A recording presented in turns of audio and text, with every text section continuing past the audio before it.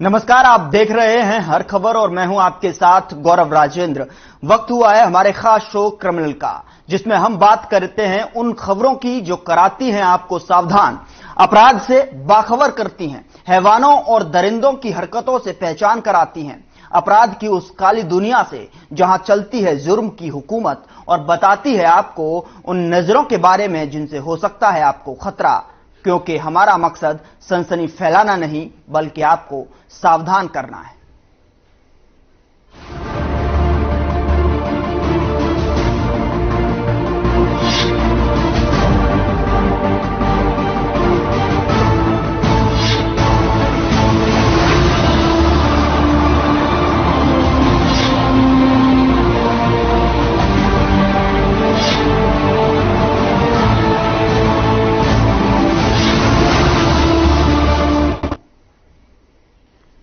होडल के एक गांव से रिश्तों को तार-तार करने वाला एक नया मामला सामने आया है। एक महिला को केवल इसलिए मौत के घाट उतार दिया गया क्योंकि वह ससुराल वालों की मांगों के पूरा नहीं कर सकी।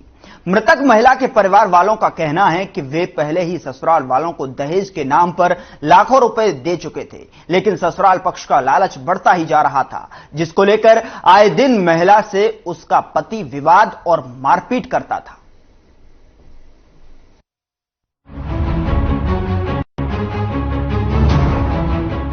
दहेज के लालच में ससुराल वाले महिला से लगातार मारपीट करते थे। मृतका के परिजनों ने बताया कि उनकी बेटी के ससुराल वाले काफी समय से उनकी बेटी को दहेज के नाम पर प्रताड़ित करते रहे। शादी के समय पर परिवार ने उन्होंने ससुराल पक्ष को लाखों रुपए दिए थे, पर उनकी मांगे लगातार बढ़ती जा रही थी। उनकी नई मांग एक गाड़ी और 5 लाख रुपए की थी, जिसको लेकर लगातार विवाद बना हुआ था। मृतका के पिता ने बताया कि उन्हें सूचना मिली कि उनकी बेटी बहुत बीमार है और ससुराल वाले उसको लेकर अस्पताल जा रहे हैं। थोड़ी देर बाद ही फोन आया कि उनकी बेटी की मौत हो गई। जब वह अस्पताल पहुंचे तो उन्हें अपनी बेटी मृत अवस्था में मिली और उसके शरीर और गर्दन पर चोट के निशान भी मिले। ससुराल पक्ष मृतका का अंतिम संस्कार कराने जा रहा था, पर मायके पक्ष के पुलिस में शिकायत करने के बाद शव को जब्त कर लिया गया। मृतका के परिवार का आरोप है कि ससुराल वालों ने उनकी बेटी की हत्या की है। ये हमारी लड़की यहाँ सराय गांव में ब्याह रखी थी, 2 साल पहले शादी की थी इसकी। तो ये दहेज के लिए उसी दिन से इस लड़की को मारते पीटते आ रहे थे। उसी दिन से काफी दिन हो गए, कई बार बीच में पंचायत भी लेकर आए हम गांव से अगोन वाले जितने भी, तो पंचायत के दबाव में आकर के लड़की को रख लेते थे, फिर मारना पीटना शुरू कर देते थे। तो अभी 2 महीना पहले भी उसको बहुत बेरहमी से मारा था इन्होंने। फिर लड़की ने क्या नाम है फिर फोन किया कि मुझे दहेज के लिए फिर मार रहे, तंग कर रहे हैं, परेशान कर रहे हैं कि हमें मारुति कार चाहिए, 5 लाख रुपए कैश चाहिए।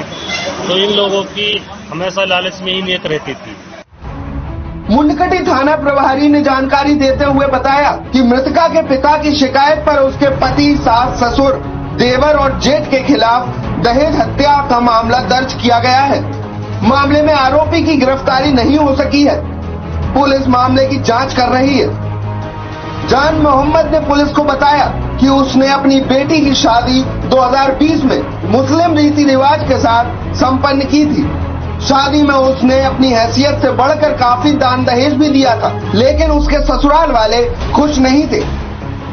ससुराल के लोग उसकी बेटी के साथ दहेज की मांग को लेकर आए दिन मारपीट किया करते थे। पुलिस ने दहेज हत्या मामले में 5 नामजद लोगों के खिलाफ दहेज हत्या का मुकदमा दर्ज कर जांच शुरू कर दी है। गांव सराय में कल हमारे को इत्तला मिली थी, किसी लेडीज ने फांसी लगा ली है। मैं मौके पर अपने स्टाफ को लेकर मौके पर पहुंचा। मौके पर देखा तो डॉक्टर साहब सीनो टीम बुलाई मैंने, वहाँ उसका मुआयना कराया सीनो टीम क्राइम से, और डेड बॉडी को अपने कब्जे में लेकर वहाँ रखवाया गया। डेड हाउस उनके परिवारजनों का वेट किया गया। वे रात को लेट आए तो उन्होंने हमारे को दरखास्त दी। अब मेरी बेटी को दहेज के बारे तंग करते रहते थे। दहेज हत्या समाज के लिए बहुत अपमानजनक है। एक महिला दहेज नहीं दे पाने के कारण मारी जाती है। दहेज का चलन बहुत शर्मनाक है। और अपमाननीय भी। मृतका के पिता ने अपनी बेटी का फोटो दिखाते हुए रोते हुए बताया कि फोटो में मेरी बेटी के गर्दन पर चोट के निशान हैं। यह निशान चीख चीख कर कह रहे हैं कि उसकी फांसी लगाकर हत्या की गई। पोस्टमार्टम रिपोर्ट पे इसका खुलासा भी हो जाएगा। मामले में पुलिस ने भरोसा जताते हुए कहा है कि मृतका को न्याय दिलाया जाएगा और आरोपियों को जेल भेजा जाएगा। ब्यूरो रिपोर्ट, हर खबर। फरीदाबाद के पल्ला इलाके में एक पति ने अपनी पत्नी के साथ सारी हैवानियत की हदें पार कर दी। गंभीर रूप से घायल पत्नी अस्पताल में जिंदगी और मौत के बीच झूल रही है। आइए देखते हैं कि आखिर क्या है पूरा मामला।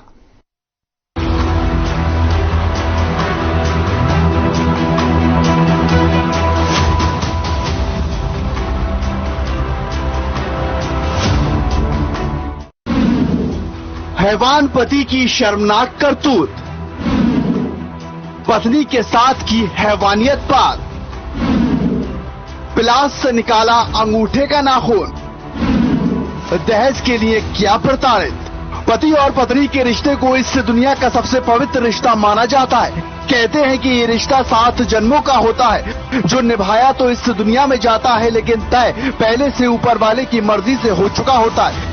यही वजह है शादी के समय पति पत्नी दोनों ये कसम खाते हैं कि आज से वो जिंदगी के हर मोड़ पर एक दूसरे का साथ देंगे और दोनों एक दूसरे के सुख दुख को जिंदगी भर बांटेंगे। लेकिन फरीदाबाद के पल्ला में हुई एक वारदात ने उन 7 फेरों पर सवालिया निशान खड़ा कर दिया। इनको लेकर राजेश ने अपनी पत्नी का जीवन भर साथ देने का वादा किया था।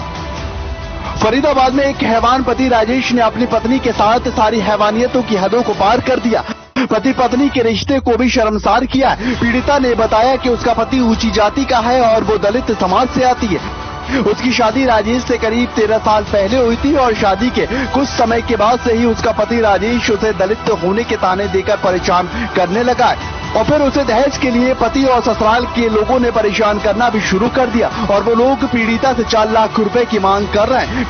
पीड़िता ने जब आप बीती अपनी विधवा मांग को बताई तो उनकी मां ने अपनी बेटी के घर को बचाने के लिए किसी तरह से 1.5 लाख रुपए का इंतजाम कर दिया। लेकिन इसके बावजूद भी राजेश की दहेज की लालच जो है वो खत्म होती नजर नहीं आई और वो अपनी पत्नी को अपने परिवार वालों के साथ मिलकर लगातार प्रताड़ित करने लगा। तो उस दिन उसने मुझसे पैसे मांगे थे तो मैंने उससे साफ मना कर दिया कि मैं तो उसने कहा कि मुझे पैसे ला कर दे। ड्यूटी वूटी करता नहीं है, दारू वारू पीता है, बहुत घर पे रहता है। तो उसने मुझसे बोला कि पैसे ला कर दे, कहीं से भी ला पैसे ला, अपनी माँ से मांग के लेके आ। मैंने की मेरी माँ ने 1.5 लाख रुपए पहले दे दिया, अब मेरी माँ कहाँ से देगी। तो मारपीट अत्याचार ज्यादा होता है। कितने साल पहले शादी की थी? 13 साल पहले शादी हुई। 13 साल पहले शादी की थी आपने, तो अब क्या हुआ 13 साल में? 2 साल मुश्किल से सही रही है लड़की उस घर में। छोटी वाली बड़ी वाली बेटी हुई है जब से इसने अत्याचार करना शुरू किया। मारपीट समझाने की कोशिश करी थी, समझा देते। मैंने कहा भैया मत मारा कर, घर में तेरे घर में कोई ना माँ नहीं है, तेरी बहन नहीं है, लड़की है मेरी, क्यों मारता है, एक तेरी कन्या भी दी है। अरे मुझे क्या मार, मुझे क्या मिला यहाँ से। मैंने कहा जी जो मेरे पे बना मैंने दिया तेरे को। सिविल अस्पताल बादशाह खान में जिंदगी और मौत के बीच जूझ रही पीड़िता ने बताया कि दहेज की मांग पूरी न होने को लेकर उसके पति ने न केवल उसे बुरी तरह से पीटा है बल्कि दहेज के लालच में अंधे हुए पति राजेश ने हैवानियत की सारी हदों को पार भी किया है। पिलास से अपनी पत्नी के पैर के नाखून तक नोच डाले हैं। पीड़िता का ये कहना है कि पति की इस हैवानियत में उसके ससुराल वालों ने भी भरपूर साथ दिया है। पीड़िता ने पल्ला थाना पुलिस के ऊपर आरोप लगाते हुए कहा कि उसने अपने साथ हुई हैवानियत की शिकायत पुलिस में भी दर्ज करवाई है, लेकिन करीब 24 घंटे बीत जाने के बावजूद भी पुलिस ने इस पूरे मामले में ना तो कोई बयान दर्ज किया है और न ही हैवानियत करने वाले आरोपियों के खिलाफ कोई कार्रवाई की गई है। पीड़िता और उनकी मां ने आरोपी पति सहित देवर, जेठ और ससुराल पर उचित कानूनी कार्रवाई करने की मांग करते हुए कठोर से कठोर सजा दिलाने की भी मांग की है। ये थाना पल्ला का एरिया का मामला है। एक महिला है, वो उसके 2 बच्चे हैं और 10-12 साल के और शादीशुदा है। उसके पति के साथ अक्सर उसके मनमुटाव चलता रहता था। बीच में भी इनका बीच में 1-2 पंचायत वगैरह हुई है और अभी जो शिकायत मिली थी महिला की उस पर मुकदमा दर्ज कर लिया गया आरोपी पर, उसके खिलाफ और कानूनी कार्रवाई की जा रही है। वहीं इस मामले में पुलिस का ये कहना है कि उसे पीड़िता की शिकायत पर मामला दर्ज कर जांच को शुरू कर दिया है और जल्दी आरोपियों के खिलाफ कार्रवाई भी की जाएगी। फरीदाबाद की इस घटना ने एक बार फिर से हमारे समाज के अंदर रिश्तों की खोखली होती जा रही नींव को सामने रख दिया है। अगर हमें हमारे समाज में ऐसी घटनाओं को रोकना है तो ऐसी दरिंदगी करने वालों के खिलाफ सख्त से सख्त कार्रवाई किए जाने की जरूरत है, ताकि फिर से कोई ऐसी दरिंदगी करने से पहले 1000 बार सोचता हुआ नजर आए। क्योंकि अगर हमें अपने समाज को बचाना है तो सबसे पहले कच्चे धागों से बंधे इन रिश्तों को बचाना होगा, और इसके लिए जरूरी है कि दहेज और इसको लेकर हैवानियत की हदें पार करने वाले दरिंदों को कड़ी से कड़ी सजा दिलाई जा सके, जो समाज में एक मिसाल कायम कर सके।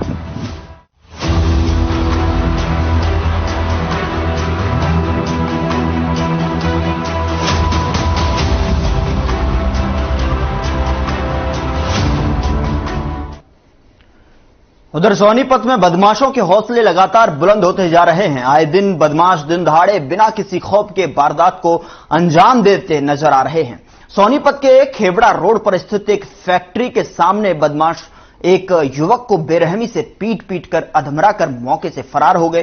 क्या है पूरा मामला, रिपोर्ट देखिए।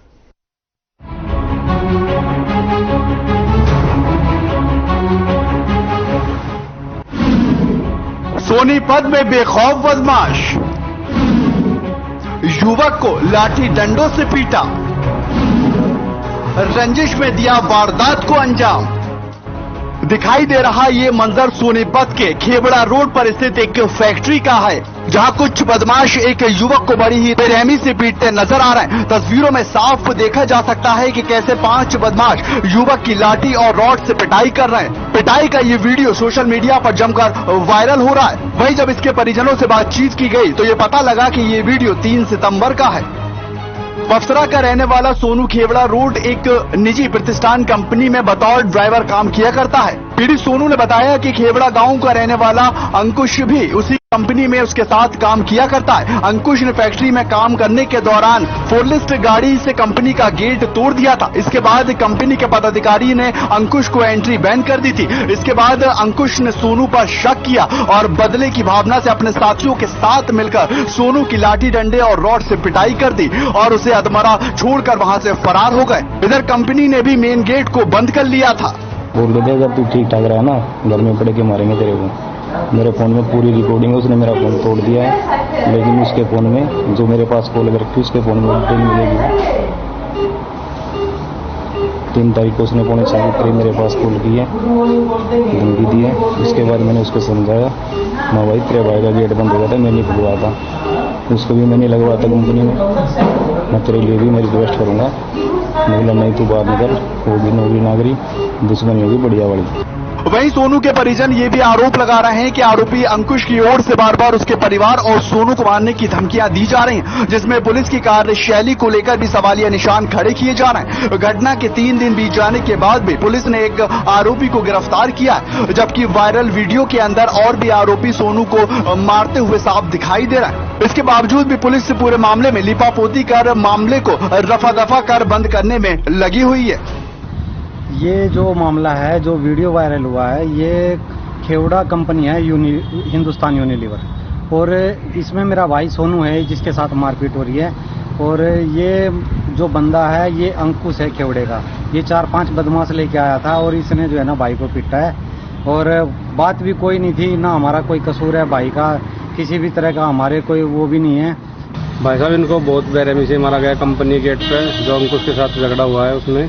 हम तो प्रशासन ये उम्मीद करते हैं बहुत सख्त से सख्त कार्रवाई होनी चाहिए इनके खिलाफ। और जो कल भी बोल रहा था खेवड़े गांव में मिला था कि भाई उसको आगे दीपक है जो उसका भाई और सोनू है, हम उनको नौकरी करने नहीं देंगे यहाँ पे, जो कहीं दिखेगा तो हट के पीट देंगे उसको। प्रदेश में बदमाशों में कानून का बिल्कुल भी खौफ दिखाई नहीं दे रहा। सोनीपत में पिछले 1 महीने से कई वीडियो इस तरह की निकलकर सामने आ चुकी हैं और इसमें 2 युवकों की मौत मारपीट के बाद हो चुकी है। हालांकि मामले में अब ये देखना होगा कि प्रशासन क्या कुछ कार्रवाई करता है और आगे के लिए कितना मुस्तैद है।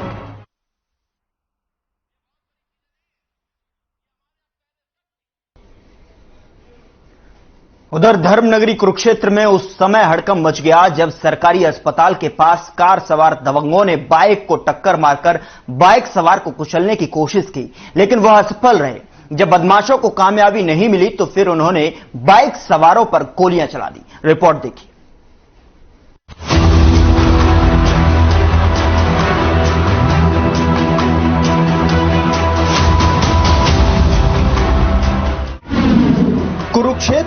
बदमाशों का तांडव।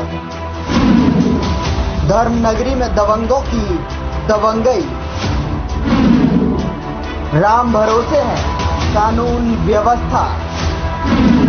आम लोगों की जिंदगी पर बदमाशों का ग्रहण। धर्मनगरी कुरुक्षेत्र में दबंगों के हौसले इस कदर बुलंद हैं कि उनको पुलिस प्रशासन का भी कोई डर नहीं है।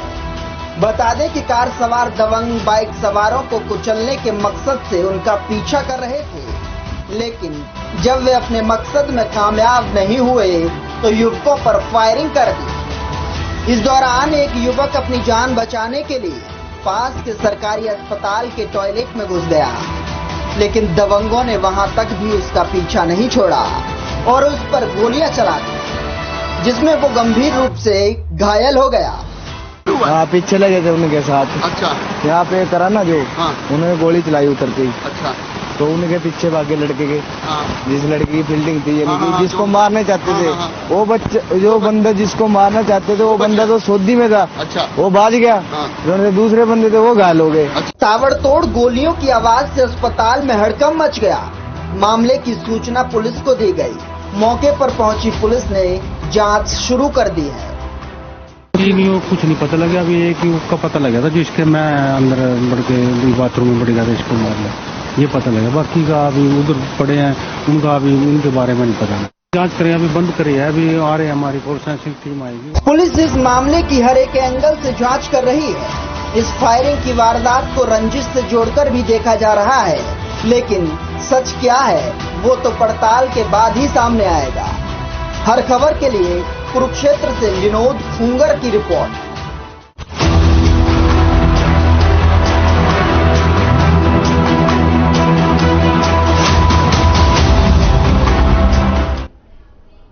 आगे बढ़ते हैं। शिक्षा का मंदिर कहे जाने वाले विश्वविद्यालय अब विवादों के घर बन गए हैं। अपराधियों को न पुलिस का खौफ रहता है न ही कानून का डर। बस मन किया और कर दी फायरिंग।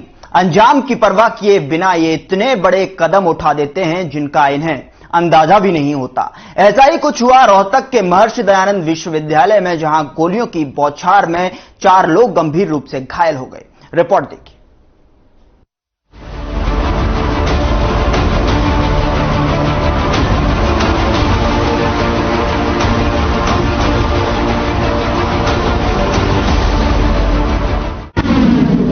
यूनिवर्सिटी की चौखट, गोलियां तड़ातड़।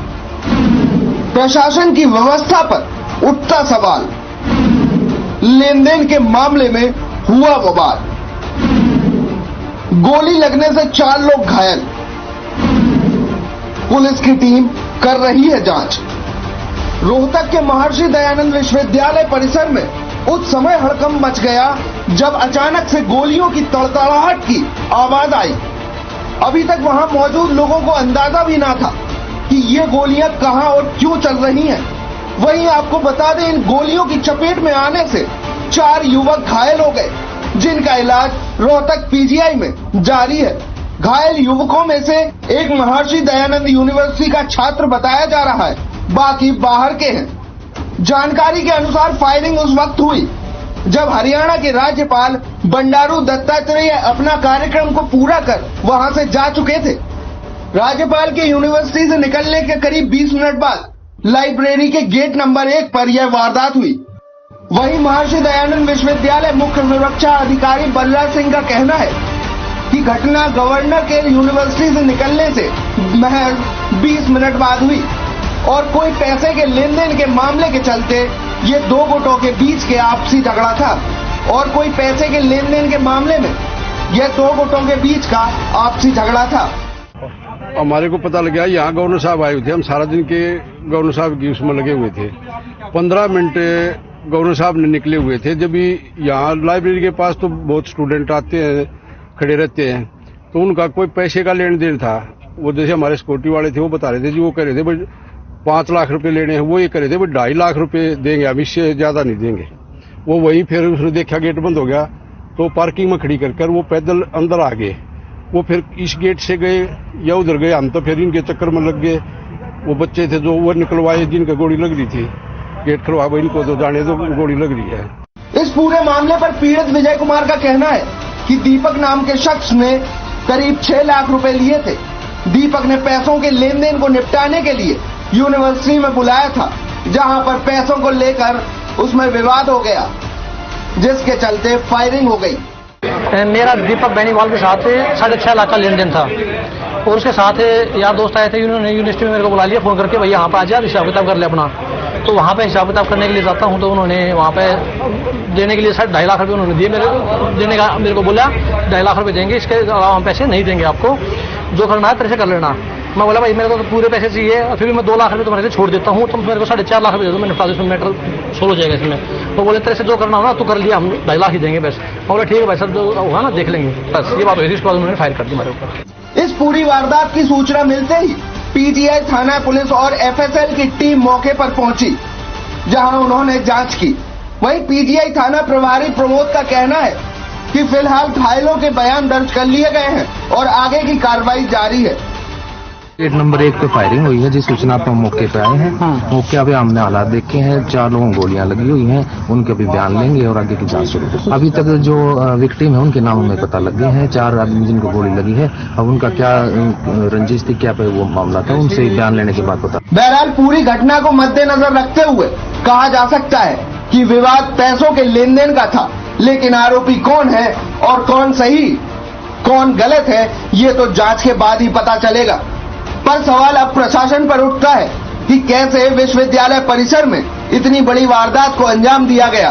क्या ऐसी जगहों पर सुरक्षा के कड़े इंतजामात नहीं होने चाहिए, जिससे ऐसी कोई अप्रिय घटना दोबारा देखने को न मिले। ब्यूरो रिपोर्ट, हर खबर।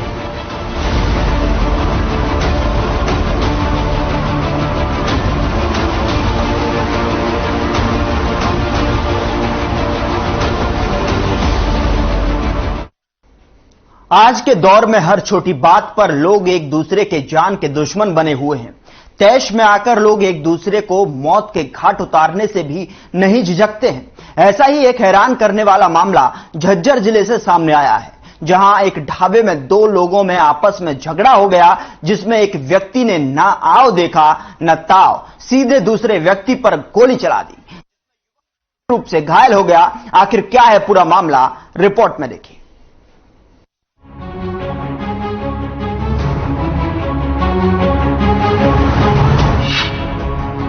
बेलगाम बदमाशों के हौसले बुलंद, ट्रक ड्राइवर पर की ताबड़तोड़ फायरिंग, आपसी विवाद में खूनी संघर्ष। तो आप देख सकते हैं इन तस्वीरों में कि कैसे लोग एक दूसरे की जान के दुश्मन बने हुए हैं। जी हां, ये पूरा मामला झज्जर के ग्वालिसन गांव के पास स्थित एक ढाबे का है, जहां 2 लोगों में आपस में झगड़ा हो गया, जिसमें गुस्से से एक तैश व्यक्ति ने दूसरे को गोली मार दी। आपसी लड़ाई में एक व्यक्ति गंभीर रूप से घायल हो गया। आनन फानन में घायल व्यक्ति को गंभीर अवस्था में झज्जर के नागरिक अस्पताल लाया गया, जहां के डॉक्टरों ने घायल युवक की गंभीर हालत को देखते हुए घायल को रोहतक पीजीआई में रेफर कर दिया। आपसी लड़ाई के बाद हादसे की सूचना पुलिस को दी गई। पुलिस ने मौके पर पहुंचकर कार्रवाई करते हुए आरोपी युवक के खिलाफ मामला दर्ज कर कार्रवाई आरंभ कर दिया है। टीएसटी नरेश कुमार ने बताया कि गांव ग्वालिसन रोड पर स्थित ढाबे पर अनिल नामक ड्राइवर जो ट्रक चलाने का काम करता है, वह ढाबे पर बैठकर खाना खा रहा था। उसी ढाबे पर ड्राइवर का जानने वाला एक ट्रक का मालिक नसीब भी आ गया, जिसने अनिल नाम के युवक को उसकी गाड़ी पर ड्राइवरी करने के लिए कहा, लेकिन युवक ने साफ उसे मना कर दिया। इसी को लेकर दोनों में पहले कहा सुनी हुई और फिर झगड़ा हो गया, जिसमें ट्रक मालिक नसीब ने ट्रक ड्राइवर को गोली मार दी और मौके से फरार हो गया। फिलहाल पुलिस ने मौके पर छानबीन करके आरोपी नसीब के खिलाफ मामला दर्ज कर लिया है और मामले की जांच की जा रही है। दोनों आपस में दोस्त थे और जो जिसको गोली लगी है वो ट्रक पर ड्राइवरी करता था और जिसने मारी है वो मालिक है ट्रक का, लेकिन वो अलग चलाता था। तो उनके आपस में बात थी, वो कहता था तू मेरे ट्रक पे ड्राइवरी कर ले, उसने करने से मना कर दिया। इसी बात में दोनों उन्होंने गोलीबारी की। फिलहाल क्रिमिनल में इतना ही। आप अपना ख्याल रखिए, सतर्क रहिए, सावधान रहिए। नमस्कार।